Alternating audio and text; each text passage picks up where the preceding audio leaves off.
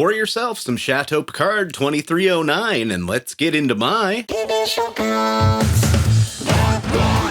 Initial thoughts. Initial thoughts. Welcome back, Trekkies. This review is covering the final episode of Picard Season 2. Farewell. I've got a time continuum full of spoilers if you'd like to jump back now. This episode is one of the greatest roller coasters of absolute mediocrity and some of the best scenes in all of Trek. It's really hard for me to say whether I like, love, hate, or am indifferent to this episode because so much happens. We start off with our main characters back at the chateau, though clearly some amount of time has passed since last episode, because Rios has brought back Teresa and Ricardo to France for some reason. Talon beams herself to the Europa launch complex to help protect Renee from Soong. And Jean-Luc joins her to try and stop her while the rest of the cast go to Soong's house to try and stop whatever he's got going on. I'm going to start here with a dislike.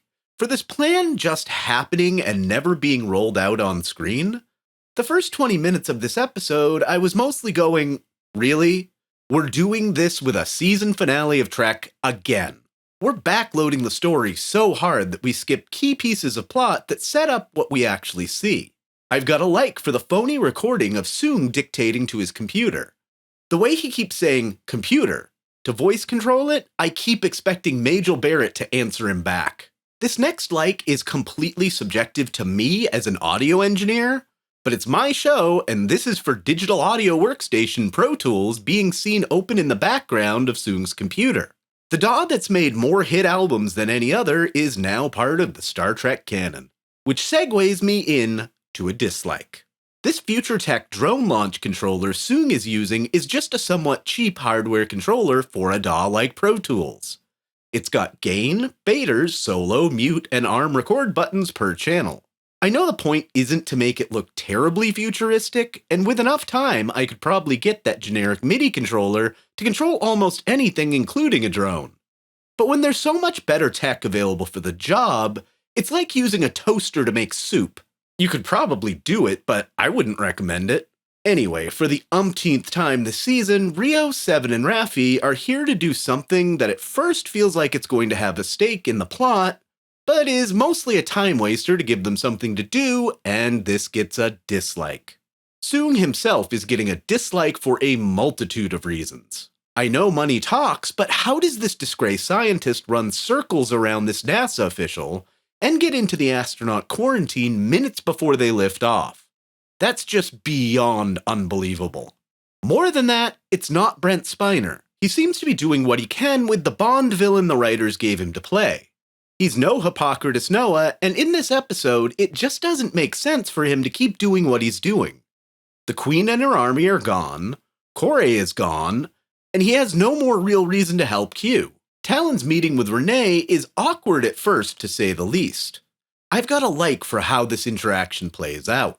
Turns out, Talon gave her a sailboat necklace years ago when she saved her from drowning. You can also see a sailboat model in Talon's apartment, as if she's decorated over the years with Renee's accomplishments. Talon then uses some kind of tech to disguise herself as Renee, which becomes the To Renee's prophecy Borgatti gave us last week. She sacrifices herself to Soong's poison handshake so the real Renee can go to space and keep the Federation timeline intact. I've got another like for Talon's death. Picard again says "look up" in the best iteration of the line this season. For really no apparently good reason, Kore hacks into Soong's system and deletes all his files. Soong's in a bad state, and the only thing he has left is a hard copy of Project Khan dated 1996. I neither like nor dislike this. It ties Soong into his descendant from Enterprise, but here comes a love for Kore's fate.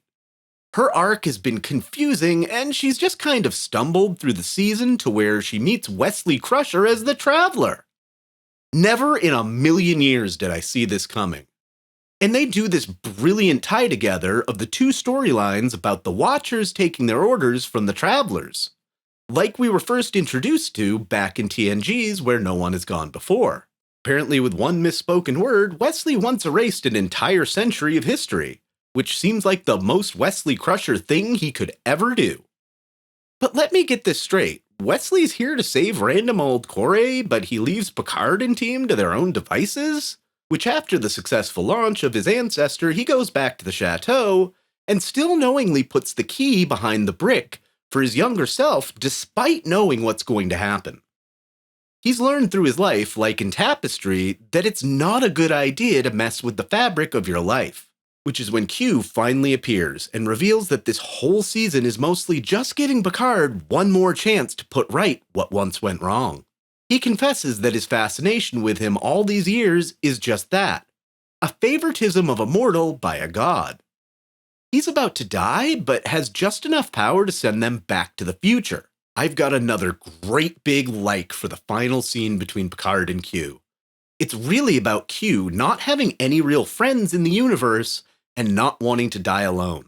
I may have cried just a little bit at this.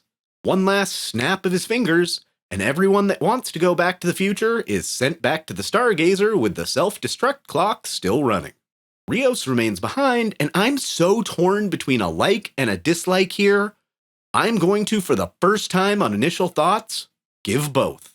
The like is for paying off the amazing chemistry of his romance with Teresa. The dislike is for paying off this romance. Last episode, when he disappeared into the smoke transporter without fully saying the things he was trying to say to her, seemed like the perfect goodbye, because he doesn't belong here. But I can totally understand where Rios is coming from. If you read the book Rogue Elements, it kind of makes sense in his progression through life that this is where he finds his peace. Even though I wish he hadn't done that. Back on the Stargazer, the mystery that most people had already figured out is finally revealed, with Borgatti a few centuries wiser. Still feels a bit contrived, like, seriously, Agnes couldn't have just asked for help in the first place? Turns out she's trying to alert the Federation to a great threat facing the Alpha Quadrant, and needs the fleet to create some kind of ultra-shield grid to stop the catastrophe. The CGI team on this one really went out of their way to not make a copy-and-paste fleet this time. I'm not sure if any two ships are the same class. No points awarded for just doing your job, but nice touch of diversity of ships in a single scene. After stopping the quadrant-ending beam, a new odd transwarp hub appears. This seems to probably be the setup for next season. Borgatti says they don't know who created it or for what purpose exactly, but this is no random phenomenon. So we've wrapped up all the major plots and there's still a ton of screen time left. I'm gonna give a dislike for just how slow this outro from here on is and how weirdly paced the episode as a whole is. Though I'm going to give a like for Whoopi coming back one more time as older Guinan to tell the story of Rios' life in the 21st century. Oh yeah, and Elnor's alive, I guess. Good for you for climbing that black mountain really hard, and never having a useful thing to do in the franchise. Finally, when Picard returns home, with a newfound passion for Laris that he didn't quite have at the beginning of the season, this is one final like from me. He tantalizes her with Shakespearean-style poetry, though I'm still unclear whether she's leaving or staying, but I unfortunately have to end this on a dislike. And it's an overall season dislike I was waiting to pass judgment on. Why did Talon look like Laris? I really thought we were going to get a clever tie together, even if she's just confirmed as a relative. That would have been enough. Oh well. While it had some issues in the later half of the season, and even within this mostly wonderful episode, I genuinely liked this season of Picard. I feel like it's been the best season of Trek since DS9 went off the air, and you can hold me to that. If you haven't, go check out my review on the first episode of Strange New Worlds, and join me back here next Thursday for Pike, Una, and the antics of the crew of the Enterprise. I've been your host, Dustin Wing.